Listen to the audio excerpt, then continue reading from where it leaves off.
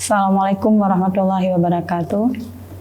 Alhamdulillah bertemu lagi dengan saya Nelly Raharti SPD IMPD di program e-learning dalam mata kuliah Statistik Pendidikan. Kali ini kita akan membahas tentang pengukuran gejala pusat atau sentral tendensi dan pengukuran variasi kelompok. Sentral tendensi adalah suatu pengukuran yang digunakan untuk mengetahui kumpulan data mengenai sampel atau populasi yang disajikan dalam tabel atau diagram yang dapat mewakili sampel atau populasi. Jadi setiap peneliti selalu memperoleh sejumlah data di lapangan. Jadi untuk supaya data tersebut lebih komunikatif dan lebih mudah dipahami oleh orang lain yang membacanya, dibuatlah dalam bentuk tabel ataupun diagram. Kemudian beberapa teknik penjelasan kelompok yang telah diobservasi dengan data kuantitatif, selain dijelaskan dengan tabel dan gambar seperti yang tadi, dapat juga dijelaskan dengan menggunakan teknik statistik yang disebut dengan modus, median, dan mean. Yang pertama kita lihat mean, yaitu rata-rata hitung.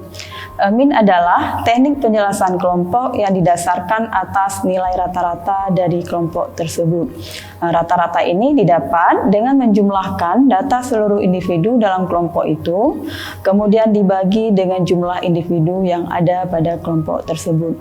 Jadi dengan lebih mudah kita mengingat bahwa mean itu diperoleh dengan cara menjumlahkan sejumlah data, menjumlahkan seluruh data dibagi dengan banyaknya data.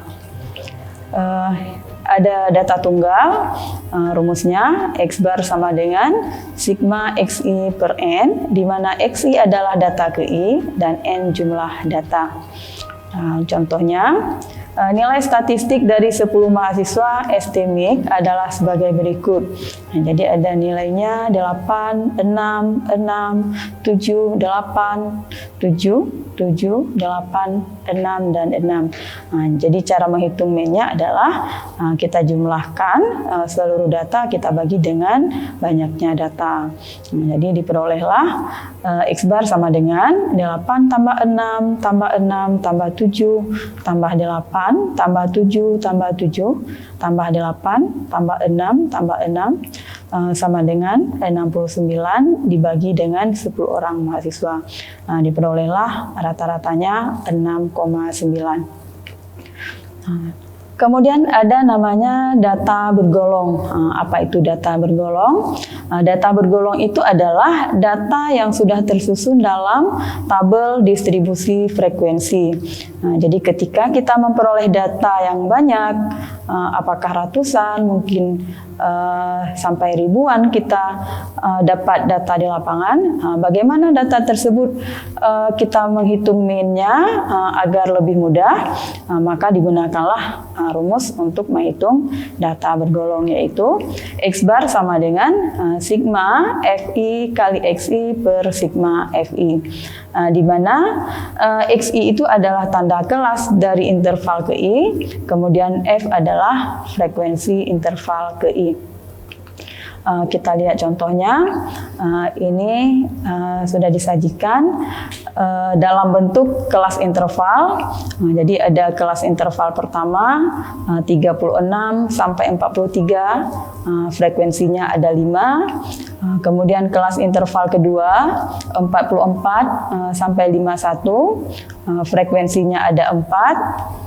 52 sampai dengan 59, frekuensinya ada 6. 60 sampai 67, frekuensinya ada 15. 68 sampai 75, frekuensinya ada 13. Kemudian 76 sampai dengan 83, frekuensinya 6. Dan di kelas terakhir ada 84 sampai 91, frekuensinya ada 1. Langkah selanjutnya setelah ada kelas interval dengan frekuensi, kita buatkan kolom untuk XI. XI itu seperti yang sudah dikatakan tadi, XI itu adalah tanda kelas. Dari mana diperoleh nilai XI? Jadi XI diperoleh dari misalnya di kelas interval pertama itu ada tepi bawah 36 dan tepi atas 43. Jadi tepi atas tambah tepi bawah dibagi dengan 2. 36 tambah 43 bagi 2, diperolehlah tanda kelas atau XI 39,5. Kemudian di tanda kelas interval yang kedua, 44 tambah 51 bagi 2 diperoleh 47,5. Di kelas interval ketiga, 52 tambah 59 diperoleh XI-nya 55,5. Kemudian di interval keempat, 60 sampai dengan 67, 60 tambah 67 bagi 2 sama dengan 63,5, dan begitu seterusnya sampai pada kelas interval terakhir, yaitu 84 tambah 91 bagi 2 diperoleh 87,5. Itu cara menghitung XI, yaitu tanda kelas.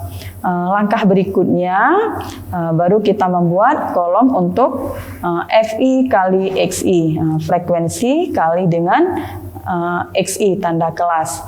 5 kali 39,5 diperoleh di kelas interval pertama 197,5. Berikutnya 4 kali 47,5 yaitu 190. Kemudian 6 kali 55,3 sama dengan 333. Begitu seterusnya sampai di kelas interval terakhir, yaitu 1 kali 87,5 diperolehlah 87,5.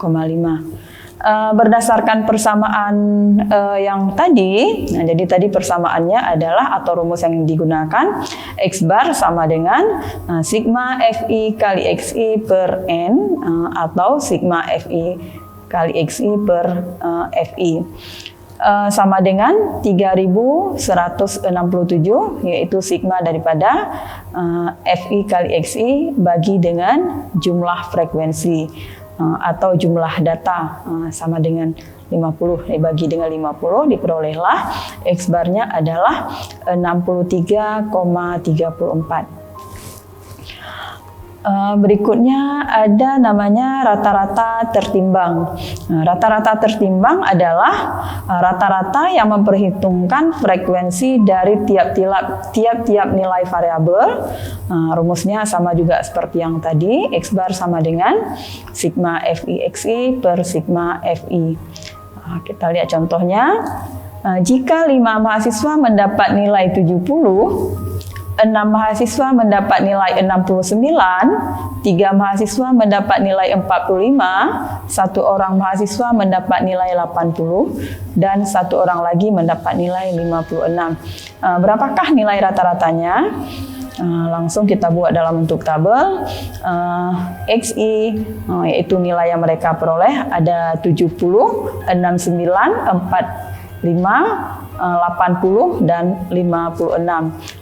Seperti yang diketahui di soal bahwa nilai 70 diperoleh oleh 5 orang mahasiswa, kemudian nilai 69 diperoleh oleh 6 mahasiswa, nilai 45 diperoleh oleh 3 orang mahasiswa, nilai 80 dan nilai 56 diperoleh oleh masing-masing 1 orang mahasiswa.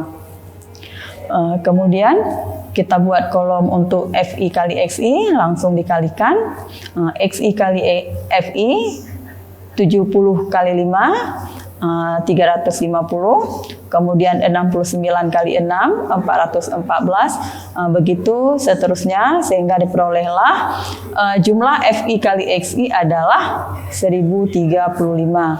Nah, yang ditanyakan tadi adalah berapakah nilai rata-ratanya. Jadi dapat kita hitung nilai rata-rata ke-16 mahasiswa tersebut adalah X bar sama dengan 1035 bagi 16 sama dengan 64,6. Berikutnya ada yang dinamakan dengan rata-rata gabungan. Rata-rata gabungan yaitu rata-rata dari beberapa sampel lalu disajikan satu. Rata-rata gabungan adalah cara yang tepat untuk menggabungkan rata-rata itu dari beberapa sampel. Rumusnya X bar sama dengan sigma N I kali rata-rata XI per sigma NI, di mana NI banyaknya data dan XI adalah besarnya nilai data. Contohnya, 3 subsampel masing-masing berukuran 10, 6, dan 8. Dan rata-ratanya 145, 118, dan 162. Nah, ditanyakan berapa rata-ratanya. Langsung kita masukkan dalam rumus. X bar sama dengan sigma NI kali XI per sigma NI. Jadi rata-ratanya sigma NI yang sampel pertama tadi ukurannya 10 kali 145 tambah 6 kali 118 tambah 8 kali 162 bagi dengan banyaknya sampel ada 10 tambah 6 tambah 8. Jadi diperolehlah 143,9. Nah, kita break sebentar, akan kita lanjutkan setelah jeda-jeda berikut ini.